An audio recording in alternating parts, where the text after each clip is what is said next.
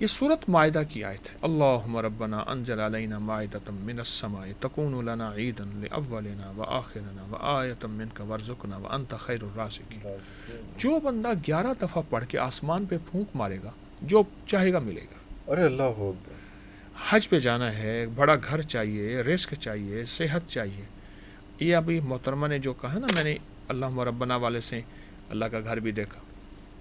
میں آپ کو اپنا واقعہ سناؤں. میرے ساتھ ایک صاحب تھے، میں یہ فضائل واقعات بیان کر رہا تھا. تو ڈی ایچ میں وہاں رہتے ہیں. تو مجھ سے کہنے لگے ہم جہاں جا رہے ہیں تو ہمیں کھانا کھلائیں گے. میں کہ جو مقدر ہوگا کھا لیں گے. کہنے لگے نہیں، میں اس آیت سے نا ان سے دیسی مرغا چاہوں گا اور مجھے دیسی مرغا ملے. میں نے ان سے کہا جو آپ کا یقین ہوگا.